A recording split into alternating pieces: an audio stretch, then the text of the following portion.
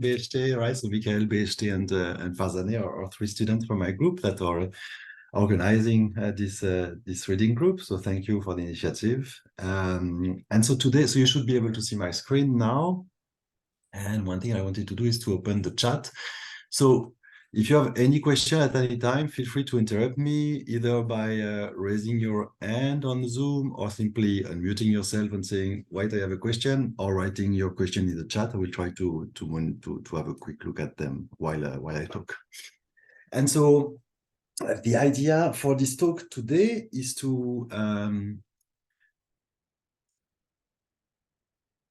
did you start the recording, Farzaneh?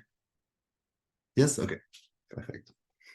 So the idea for the talk today is to do a quick introduction, a brief introduction to Tensor Networks. What are they? And I will really focus on what I like in Tensor Network, which is that they allow me, and they allowed me to understand and to prove a lot of interesting like a computation trick with matrices and tensors and how we can manipulate them, like all those different operations that we can do with matrices, vectors, tensors. And so yeah, I will introduce Tensor Network, a few tricks that I learned along the years with Tensor Networks, and then at the end, briefly talk, if I have the time, about a couple of applications in machine learning. But really, the idea is to introduce the formalism. So Tensor Networks, they are just one way to think about Tensor Network is that they are diagrammatic language. It's a visual language to represent operation on tensors. So first, what are tensors, right? So we know vectors, right? Vectors, like for example, in RG, we know what matrices are. Matrices, for example, I am in Mn, and higher order tensors, for example, a third order tensor, let's say, it could be, we could say T in R, D1, D2, D3. Right, so one way to think about this is a vector is kind of a one-dimensional array of numbers.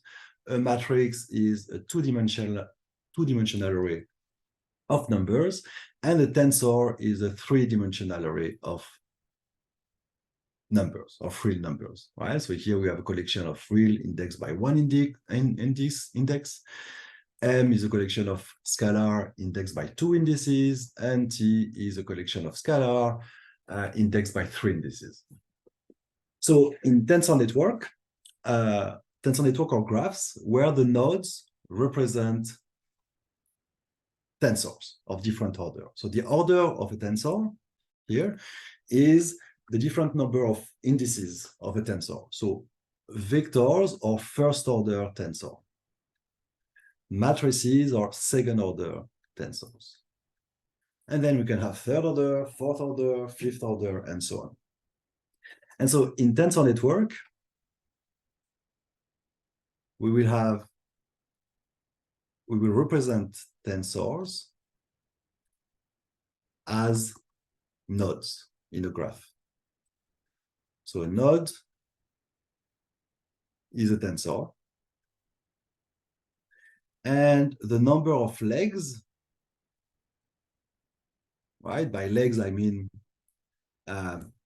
edges that are incident to a node in this graph, will represent the order of a tensor,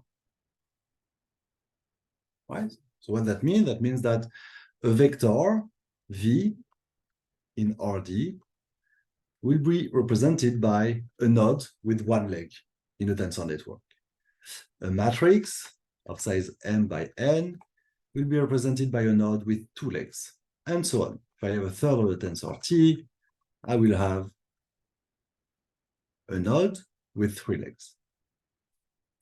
And to keep track of which legs correspond to which index, what I will do is I will write the dimension of the leg next to it, right? So here I have Mn and M by N matrix. So the left leg corresponds to the row index, while the right leg presently corresponds to the column index, and similarly for the others. Okay. So now we already have half of the definition. So a tensor network, it's a graph where nodes represent tensors. Now, the next point is what are edges? So in tensor network, edges represent contraction. And contraction is what is just a fancy word to say summation over a joint index, right? So let's start with an example. If I take two matrices, right? So A and B. Those are two, let's say this is a matrix of size M by N and a matrix of size N by P. So in a tensor network, I'm allowed to connect legs that have the same dimension. Like when we do matrix product, we have to have compatible dimension. So this is exactly what we're doing here. We're saying, okay, we can make an edge between two legs of the same dimension. And what does this represent? This represents a contraction. So let's think about what is this object now. It's a graph where I have how many legs that are free? I have two legs that are free. So actually this object represents a matrix of size M by P. Why? Because I have two free indices somehow, right? So this one has been filled. We will see how. And so the definition of that is defined by what? This thing. So it's a matrix that has two indices. And so the component ij of this matrix is equal to the contraction that is represented by this thing. So this thing represents the contraction between the second leg of A, let's say, and the first leg of B. This is a sum for k equal 1 to n in this case. And this is for all I equal 1 to m and j equal 1 to p. Okay? So in a tensor network, we have nodes. Each node represents a tensor. The number of legs of a node represents the order of the tensor. So this is a matrix. It has two legs. This is a matrix. It has two legs. When I look at the whole graph, the number of free legs that are remaining tell me what is the order of the computation that is done by tensor networks. Okay. So let's look at a couple of other examples. Right, so in the end, what is this thing? This is just the matrix product between A and B, of course. We recognize it, where we assume here that M is of size M by N and B is of size N by P. Okay. So let's look at another example. If I have two vectors, U and V, of the same size, RD, I can take those two nodes in my tensor network and connect their legs together, right? So those were two legs of size D. They have the same dimension. What is this thing? So the first thing that we can see is that there is no free leg anymore. There is no remaining legs. So this thing represents a zeroth order tensor. That is a scalar, right? So here we can already see that this thing is a scalar because there is no free leg. And it is obtained how? Well, we took U, we took V, and we contracted their leg together, meaning we did a summation, a joint summation for I equal 1 to D that correspond to this leg that we've connected between I and J, right? And so, of course, we recognize here that we have the classical Euclidean dot product, right? So we have U transpose V. That's something I will write like this. Okay? Good. Another interesting example is if I have two vectors, again now, we can take them of different size. So an m-dimensional vector U and an n-dimensional vector V. We can take those two things and put them one next to another without doing anything and just leave them like that. We cannot contract, right? The two legs, they're not the same size. Still, this is a graph. Right? This is a graph where I have nodes that represent tensors. Here they represent vectors. And the remaining graph has two free legs. So the fact that this graph has two free legs tells me that this object here is a second order tensor, right? So that is a matrix. So this thing is actually a matrix of size n by n. And there is no contraction happening, right? So here, what we have is that if I look at the ij component of this matrix, then this is equal to, in the same way that here, right, when I took the product with AB, this I and this J, they were still here, right, in my A and B. There was no contraction over these three indices. And here is the same thing. It's like, oh, I will have that this thing is equal to UI Vj, right? So what is that? This is the outer product. So if I take two vectors and put them one next to another, here m by n, what I get is the outer product of these two vectors. And I can write either u v transpose, or I will use this notation here for the outer product. Okay, and this thing was the inner product. All good? Yeah. So those one are easy. Now, a funny one. The one that I like is this one. So if I take a matrix, a square matrix of size m by n, I can take this matrix A, which has two legs, all right? Two legs of the same dimension, m and m. And the rule is I can connect legs that have the same dimension. So I can actually connect those two legs together. We're allowed to do self-loop in this graph, in these tensor networks. So what do they represent? They represent a contraction, of course. So first thing, we can observe that how many remaining legs do I have? I don't have any. So this thing is the 0th order tensor, okay, a real simple scalar. What does it represent? Well, it represents a contraction between the two indices of A. What is a contraction? It's a summation over this joint index. So this is the contraction between the first index of A and its second index. So this thing is what? It's nothing else than the trace of A. Right? So self-loop represent traces in tensor networks. Good. So now here a first interesting thing, a proposition, let's say, that you likely all know. You know that the trace of AB is equal to the trace of BA, right? And we also know that the trace of ABC, I will write it below maybe, is equal to, so trace basically is invariant under cyclic permutation of matrix products. So the trace of ABC is equal to the trace of CAB, which is equal to the trace of, I'm missing one, BCA. And how do you show that, right? How do you prove this thing? Well, you can start to write a lot of summation to say, okay, the trace of AB is the sum over I, but we don't want to do summation, of course. We want to use tensor products. So now if we think about the trace of AB in terms of tensor network, what it is, we have A and B. Okay, we did the product between A and B. We saw that this corresponds, let's say that A is m by n and B is n by m, because I want AB to be a square matrix, because I will take its trace. So I need to have the same number of columns in A than rows in B, or the other way around. I mean, the other way around as well. And then I take the trace. So the trace is what? The trace is this, right?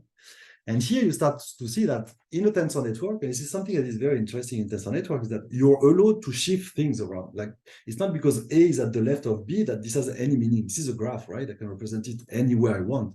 This thing is equal to whatever. I can put them this way. I can put them this way. All of these are the same object. I just took the graph and modified it, right? Where also I always have the same dimension. One of these legs is n, and the other one is m. All of that to say that here we cannot see the difference between this and the trace of BA, of course. Right? I can really interpret this graph as taking the matrix product BA and then taking the trace of it. So we've shown that the trace of AB is equal to the trace of BA. And similarly, so this is a proof. We have some color coding. Usually I put my proof blue. So the trace of ABC similarly is what? Is I take the product ABC, I take the trace. And of course, here we see that we can, I mean, this is just this cycle here, right? There's no real beginning and end. I could say, oh, I actually started by B, in which case this is the trace of BCA. Or I can read it, I started by C, and this is the trace of CAB, right? So a very simple visual proof of this property of the trace operator that is invariant under cyclic shift of a matrix product. Okay. Any questions so far? All good? Okay. So let's continue a little bit with the kind of tricks and identities, neat identities that we can recover using tensor network. So in tensor network, there is a special tensor. So we know there is a special matrix. It's the identity matrix, right? It's play a very important role. It's a really peculiar object. And in tensor network, we have a similar object that generalize the identity matrix, which I call the copy tensor. So I think this terminology comes from the physics community. And so what is this object? I will represent it as a black dot with some legs, right? So for example, this thing, it's a third order tensor of, it's a hypercubic tensor, like it has the same dimension on every legs. So for example, here, this is an M by M by M tensor. And this thing is just the generalization of the identity to higher order. So the component ijk of this is equal to 1 if I equal j equal k. And it's equal to 0 otherwise. Okay? So it's really like the matrix. We have 1 on the diagonal and 0 everywhere else. Here we can think as we have a third order tensor that has 1s on the hyperdiagonal, right? So all these hyperdiagonal entry are 1s, and all the other ones are equal to 0. And so we can generalize that to any order, right? So if I take this, sometimes it's called the spider tensor as well, because it looks like a spider. Now, if I have an nth order tensor like this, I1, I2, up until In, this is simply equal to 1 if I1 is equal to I2 is equal to so on, up until In, and 0 otherwise. Right? So this generalization of the identity matrix. Of course, if we take the spider or the copy tensor of order 2, this thing is nothing else than the identity matrix. Which in tensor network, actually, the identity matrix is just kind of something like this, right? It's just an edge that is connecting nothing. So this is a special case. And we can also look at the first order, like this thing here, this one order copy tensor, and this thing will be equal by convention to the vector full of ones. Good. So why is this object interesting? Well, it can allow us to represent the classical operation that we do with matrices and vectors. So let's look at a couple of properties of these objects. Yep. We can, for example, let's say I take a matrix A, and I take its 2 legs, so a square matrix, M by M. I take its 2 legs, and I connect them with this copy tensor thing. What happens now? We get something that is equal to what? So this is a vector. Right? This is an m-dimensional vector, or M. And so if I look at the ith component of this thing, this is equal to what? This is equal to the contraction, right, of the 2 legs of A. So I have 2 contractions that are happening, right, between the matrix A and this copy tensor. So we'll have a contraction for G equal 1 to M and for K equal 1 to M of AJK times this copy tensor, right? So here I will note this with the Kronecker symbol. Delta IJK means equal to 1 if I equal J equal K and 0 otherwise. So now if we think about this, if we look at this summation, what is happening here? In all these sums, like this sum with M squared terms, there are not many that are non-zero. because this thing will be equal to 1 only if I is equal to j is equal to k, right? And so if I is equal to j is equal to k, it means this thing is actually equal to ai, right? So we get that the ith component of this vector is equal to the ith diagonal element of A. Okay. So this implies that this thing is what I will write diag of A. I'm extracting the diagonal of the matrix A. Okay. Interestingly, we can do the thing in the other direction. I can take a vector V and I can also connect it to this third order copy tensor. So this thing, now it has, right? So let's say it was a d-dimensional vector to change a little bit.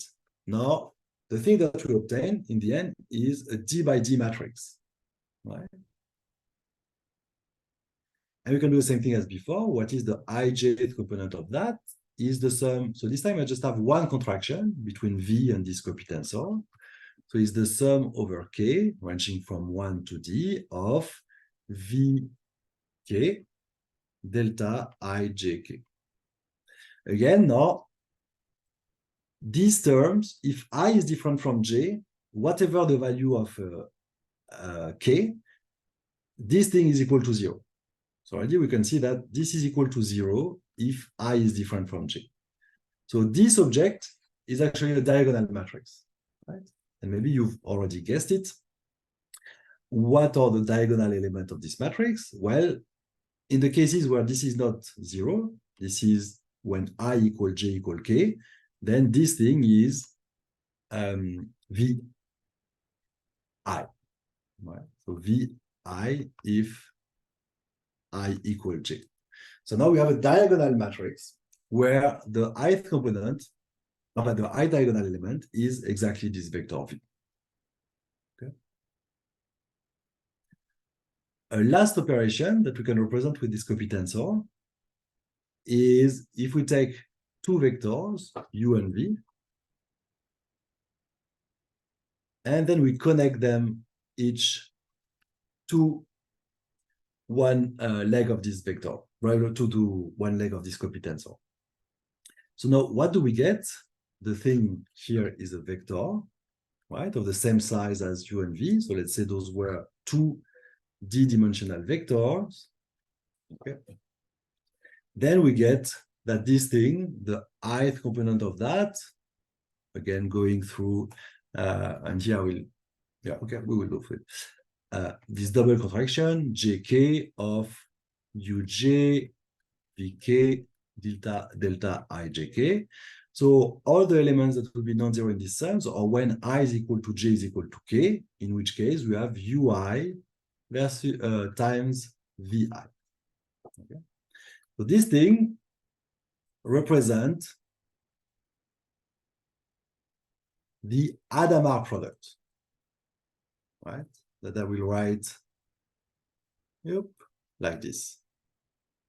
This is the Hadamard or component-wise product.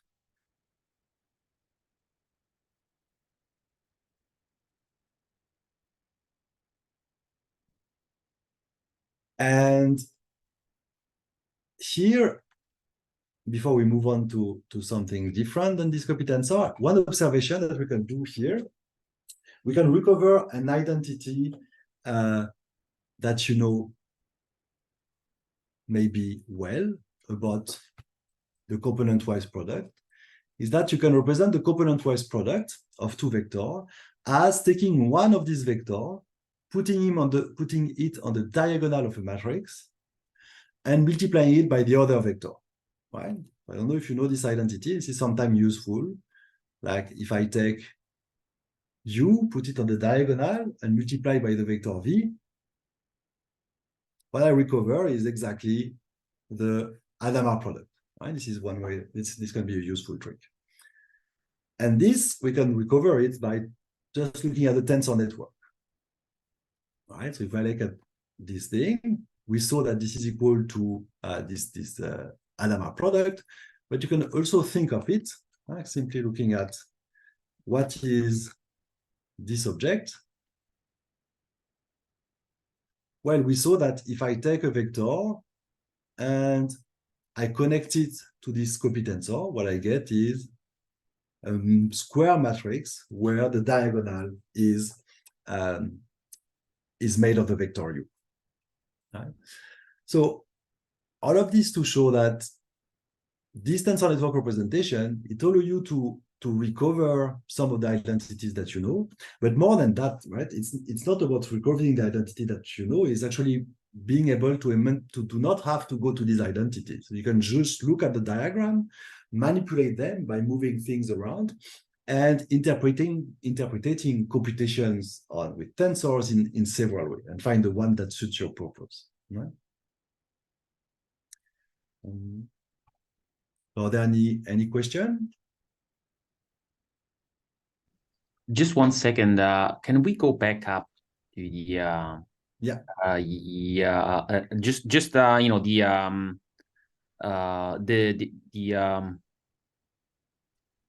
the first proposition when you wrote a subscript II.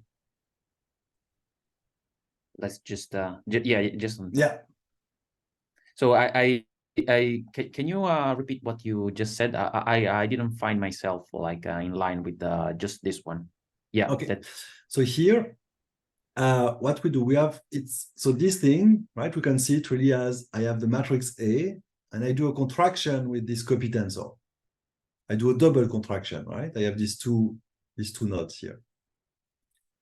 So this, I can write it as this double contraction between the element AJK and the corresponding element of this copy tensor. Right? And so in this summation, here, the only terms that will be non-zero, because this thing is equal to 1 if and only I equal j equal k. Right? So actually, for any value of I, if I fix I, there is only one summand here that is non-zero. Is the one for which I equal j equal k. And for this summand, A is a three-dimensional tensor, right? A is a matrix, right? A has two legs. Oh, okay. Right, so here, what we did in this computation, so we had A, which was a matrix. And on the other side, we had this copy tensor, this third order tensor, which is this hyperdiagonal tensor with only ones on the diagonal. And so we took A and we connected with this thing here to obtain, in the end, a vector. All right. Does that make sense? Yeah, it makes sense. It's just that when you explain, it seems like I need to think it through. Yeah, it gets some. So tensor network, there may be a little of a learning curve in the beginning, but really it's worth it once you get used to this. Yeah, these are non-concept, but kind of reframed in a different way. So it's very exactly. Yeah. Any other question? Yeah. Okay. So another. Let me see what I wanted to say. I will obviously not be able to say what all of I wanted to say, but I will continue on the simple property. So one concept that I find very important and interesting with tensor network is the notion of reshaping. Well, we can reshape, matrices into vectors. We can reshape matrices into their transpose. So we are used to taking this object, vector and matrices, and playing with the indices in the way of changing the shape, right? So a matrix A or its transpose is kind of the same thing, right? It's the same object, just I inverted those two indices. We know that we can matricize vectors, and so I will talk a little bit about how we can do that with tensors and how we can represent it with tensor network to again be able to manipulate tensors and to recover some formulas that that we know or that we want to prove. So first, let's look back at what is the vectorization of a matrix. All right, so the idea of vectorization is that we take a matrix A with columns A1 up until AN. Let's say this is a matrix of size M by N. And we can vectorize it. So the vectorization of A will be, I will take the columns of A and I will just stack them on top of one another. So we have A1, A2, up until AN, right? To give me a vector now of size Mn. And I want to think of these two objects as being the same thing to some extent. So we know that one is a matrix, the other one is a vector. It's not exactly the same thing, but it's just, I took the element and I moved them a little bit around. It's kind of fun, like in programmation, right? With this tensor in TensorFlow, in Python, we talk about the view of a tensor. It's just a different view of the same object. Good. So in tensor network, how do we represent that in tensor network? And this is a notation that I've seen a little bit, but not that much. So I don't think it's a very standard notation, but I use it a lot to represent this notion of reshaping objects like tensors and matrices. What I do is that I just, in tensor network, see that as grouping legs together. So here A had two legs, and I will write this like taking the vectorization of A. I will just make those legs close one to another. Right? It's just to say, okay, now I'm interpreting this matrix as a vector of size Mn. I still have these 2 degrees of liberty, right? If I look at the vectorization, I still have a mapping that allows me to, from a component X here, to go back to what was the ij component in the matrix, right? There is this magic formula. But we still have the same object here. We can recover the matrix from its vectorization. So we'll just use this notation, right? I can group legs together to represent the fact that here I'm vectorizing. I'm merging these two indices. And I don't really want to go, and this is kind of a leap of faith, but I don't want to think too much about what is the exact mapping to go from, you know, the something that is a component ij with I going from 1 to m and n from 1 to n to an actual other component that call it k, that here is something that goes between 1 and mn. I want to abstract from these technical details and just think about this like that, very naively, as I'm just grouping legs together and see where we can go with that. Okay, so now this is the vectorization of a matrix. And now, of course, what is of interest here is more higher order tensors. So how we can reshape tensors into matrices, for example, or even vectors. This is something that is very useful. Like if you take the, for example, Kolda and Bader tensor decomposition survey, like from 2009, which is one of the big introductory book on tensor decomposition methods, a lot of the identity and content is about how can we express tensor operation in terms of matrix products, because matrix products, we know them well. We know how to analyze them. We know if I have matrices, I can solve least square. I know we know so much thing about matrices that a lot of the way one can manipulate tensors is to reshape them into matrices and to interpret tensor computation as matrix and vector ones. So one of the first things that you learn in a tensor kind of intro course is how to matricize things. Like say you take a tensor T of size D1, D2, D3. So this is a tensor, third of a tensor. And this tensor, we can reshape it in matrices in different ways, right? So you can, for example, take the first leg, keep it as the rows, for example, and grouping the other 2 legs, like doing something like this, D1, D2, D3. I'm grouping the second and third leg together. And so this is just reshaping this tensor of size D1 times D2, D2 times D2, D3 into a matrix of size D1 times D2, D3. But we could also have done it, right? There are other reshapings that are possible. Like similarly, I could just have isolated the second leg and then merge the two other together. D2 times D1, D3. I can even reshape this matrix to this tensor, sorry, to a vector, right? By just merging all the three legs together. So this is what I represent here. I merge those three legs together to represent the fact that we are vectorizing this third of the tensor.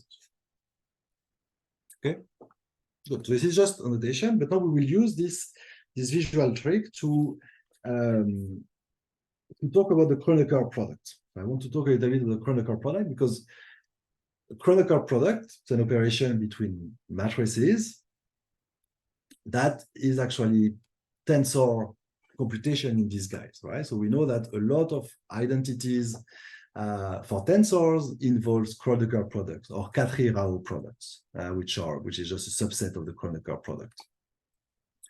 So the idea of the Kronecker product, like classically, one way to define it with a tensor network is to say, okay, if I have two matrices, A of size Mn and B of size P times Q, I will compute their Kronecker product, which would be a matrix of size MP times NQ, as this block matrix, where I take the first component of my matrix A, I will write A11 here, and I multiply it by the matrix B.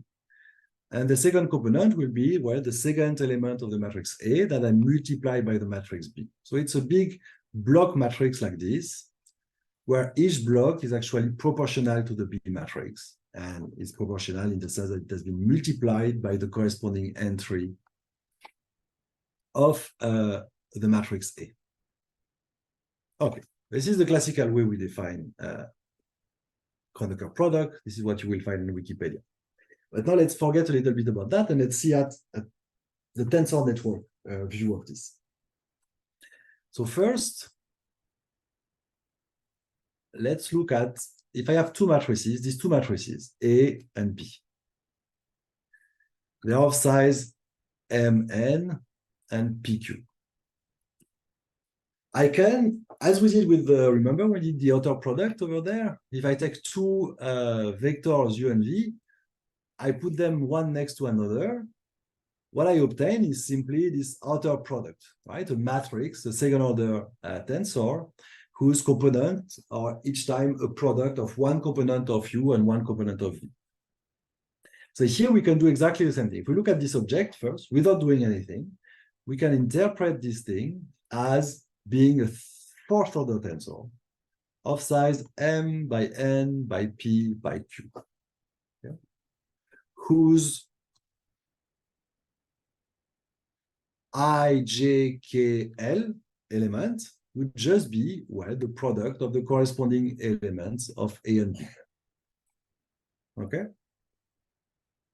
And now we can, this fourth order tensor, we can reshape it into a matrix. Okay? And there are several ways we can do that. For example, let's say I want to reshape it into a matrix of size Mn times PQ.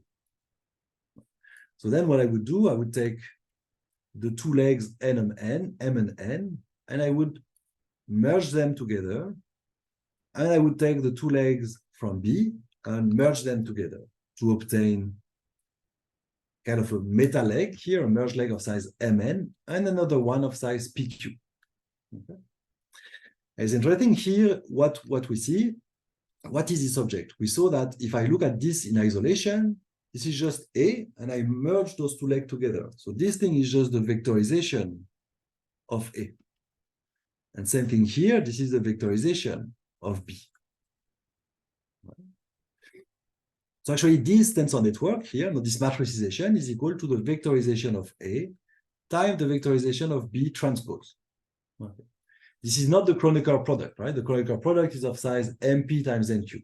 But this is exactly, the Kronecker product is exactly what you will obtain if you do this reshaping, no? But instead of reshaping this fourth order tensor into Mn times PQ, you reshape it into MP times NQ. So here I will just put my two tensors a little bit in a different position. I have A and B, this outer product, M, N, P, Q. And I will merge the M and P legs together. And I will merge the N and Q legs together. Right? So I just reshaped this outer product, like this tensor product of those two matrices, to obtain a matrix of size MP times NQ. And so this is what is the Kronecker product. So a Kronecker product is just a fourth order tensor in disguise, right? That we reshaped into a matrix in some way. Good. And so now you know that you have all these fancy. Can I just ask one question? Yeah. When you say fourth order question, I mean, it seems to me that those are just two different matrices that you stack one beside the other. So how do you build the 4-dimension tensor? Oh, so this thing, yeah, here, the first one, this is a tensor in the sense that I'm saying, okay, this is an object of size M by N by P by Q. So I have four indices. I'm expecting based on your first definition that, for instance, a tensor Z with 4 arms. Mm-hmm. So this is for me a tensor for 4 dimensions. Yeah. But in this case, you kind of wrote A and B separately. So how can I know that this is a one only tensor? Because I interpret this whole thing as a fourth order tensor, right? In the same sense that when I write A and B like this, I interpret it as a matrix, right? When I did the connection between the two legs. Yes. So it's really about, I'm looking this as a graph where I have two nodes and no edges, right? But I have these dangling legs, and each leg corresponds to an index. Okay. I'm not sure that answers your question. It's a different way. Yeah. Okay. I got it. And so, yeah. I got another question. Yes, regarding the definition of the Kronecker product. Mm-hmm. Let's take the first coefficient. Your just scroll up. Okay, the first coefficient. It's a matrix there. It's a matrix. So it's a block matrix. It's a block matrix. But then you can think of it as actually this block is A11, B11, A11, B12, and so on. Mm-hmm. Okay. That's it. Just to make sure. Okay. Yeah, exactly. Yes, PHT? Yes, just regarding the question of Berardino, if I'm correct. So the tensor network for the first line, as Guillaume said, it is an outer product. So it is I think that it is another definition or reshaping, as Guillaume said, for the Kronecker product. So we can have the outer product of more tensors, for example. So we can have a third order tensor, B and B as a third order tensor as well. Then we have 6 legs. So finally we have a tensor of 6 legs.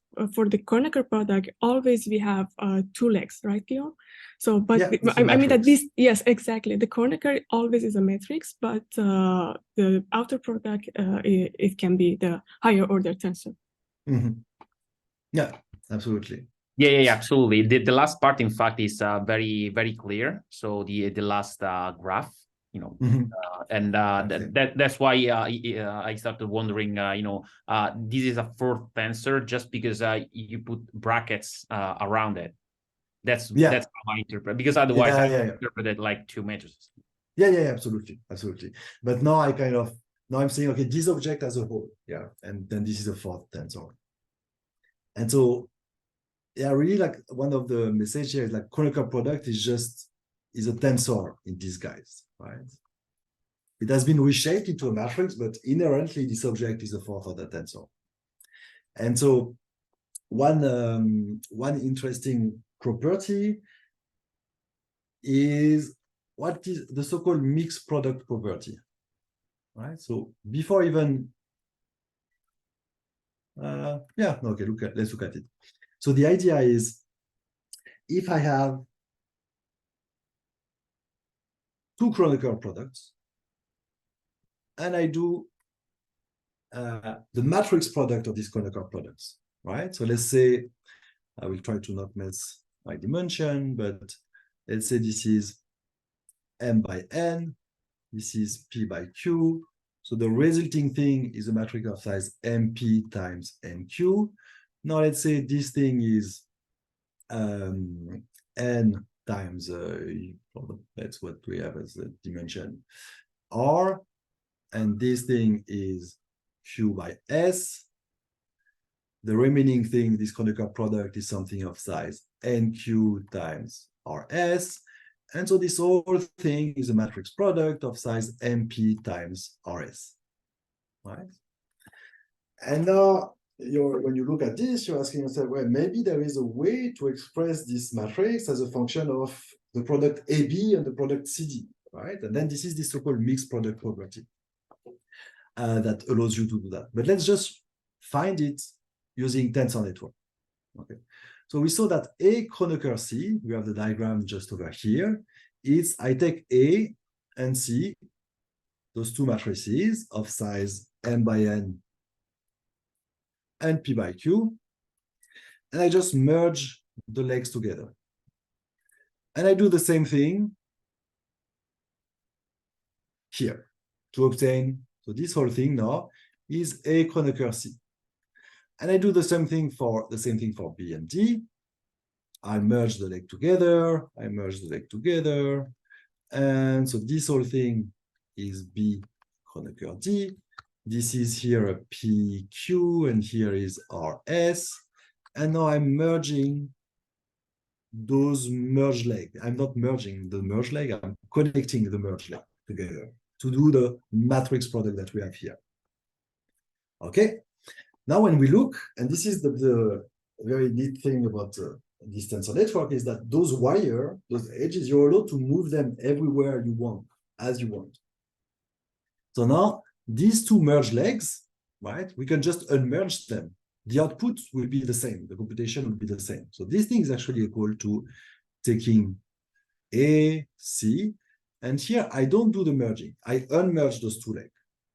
But every wire is still connecting the same thing as it was before, right? Those two graphs are actually equivalent. I just unmerge some of these legs to obtain this thing where here I have P and Q, and here I have M and N, and here I have R and S. And here you see that some new things is appearing, kind of, right? So what is this object? This object is AB, the product, the matrix product of A and B. And what is this object here? This is CD, right?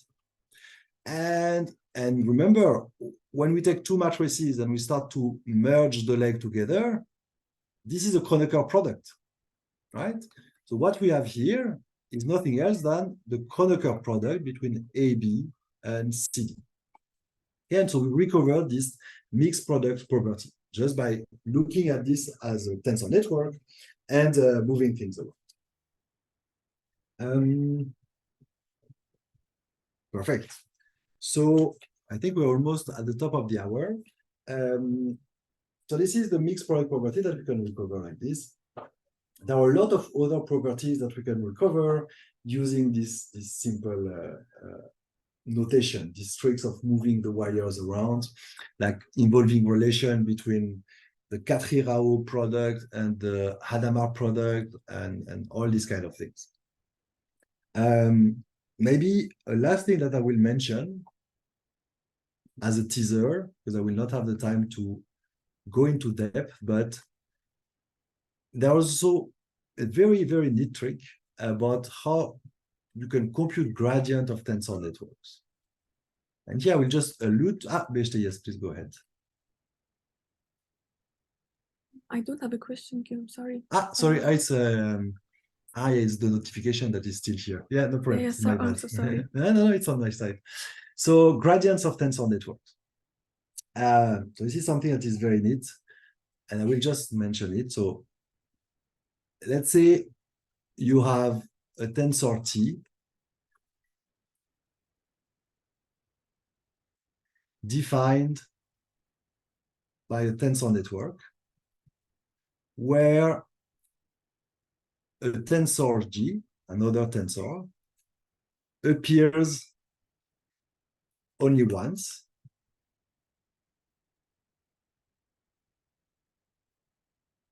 right? So for example, let's say T is equal to, I don't know, G and A, and maybe another tensor M here, something like that, right? So T is a tensor that is defined through a tensor network. Then, the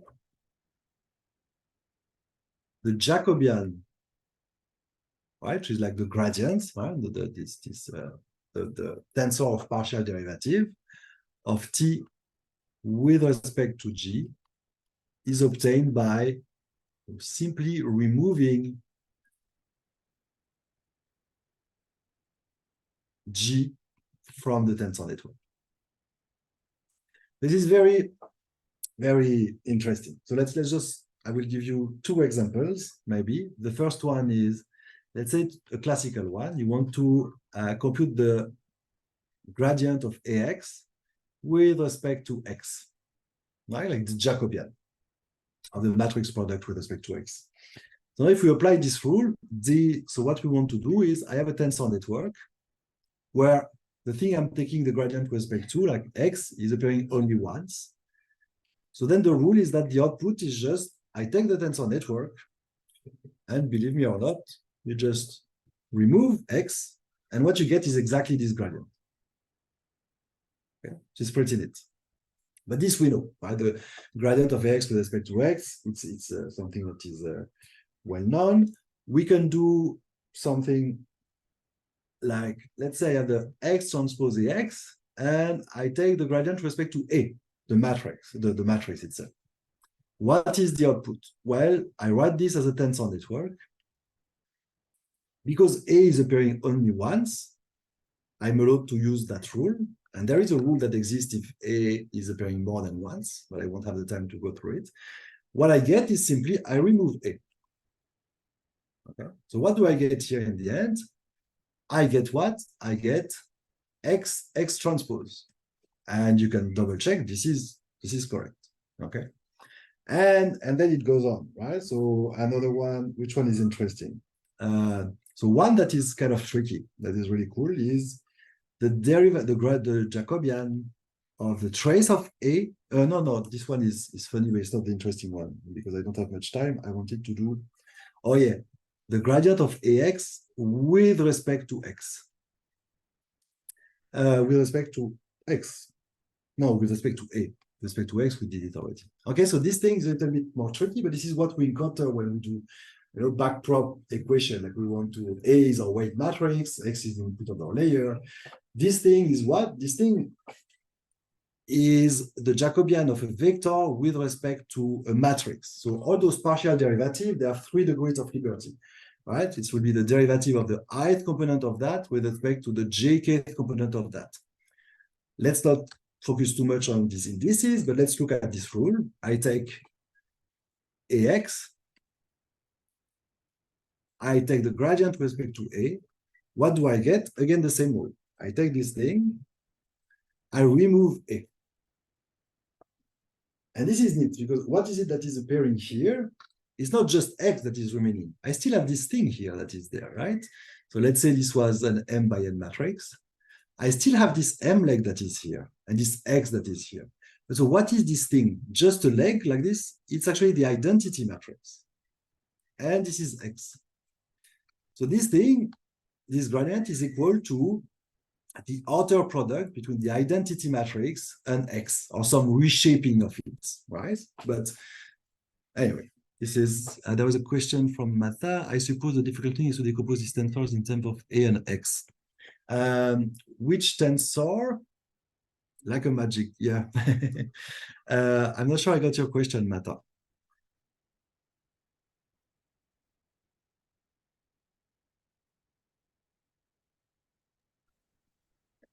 You can unmute if you want to clarify, or this is the chat. Decompose. So, okay, no problem. So, yeah, so I will conclude now. But the idea is really like what I wanted to do is to try to get you excited about tensor networks. There are many more things to tell about them. But this is one aspect of Tensor Network that I liked, and that it took me some time to. I discovered Tensor Network during my PhD thesis, and I played a lot with these objects, and those kind of tricks, like the one with the mixed product property and these gradients of Tensor Network, is something that is very useful actually to recover some classical formula rather than learning them by heart. You can prove them yourself, and you can show. Yeah, it helped me a lot in. And also, one thing that is important to do is that when you write tensor papers, so me when I work on tensor problems, all my proofs, all my ideas are in Tensor Network. And then actually the difficult part is to write the proof, because if you submit a manuscript where the proof are only written in a Tensor Network, like it will not always be well received. And so you have to write it in actual math. And so all this gymnastic between the matricization and the Tensor Network and themselves is a very neat way to do that actually. So you can reason about this object in terms of these diagrams, and then you can translate them back into classical matrix notation using this reshaping here and there. Want to transform the Tensor Network notation. Yeah, so this is a tricky part, right? This is kind of what I was alluding to, is this idea that when I have a tensor network, sometimes, like for example here, this object, it's not exactly this you have to find back what is the reshaping, what is the this can be done, but it's a little bit trickier. When you submit such code, you include the Tensor Network in appendix. Some referrers may like that, and you could start a trend. Yeah, I start to do that a little bit in some of the papers. We start to do that, to do both the math and the Tensor Network proof. It's also something like writing Tensor Networks in LaTeX take a lot of time. I spent many hours playing with TXZ to do Tensor Network diagrams, so it's also costly. But yeah, I try to do that more and more. We try to do that more and more. Good. So yeah, that's all that I had to tell you. For those who want to know more, we will have a lot of talks in the reading group.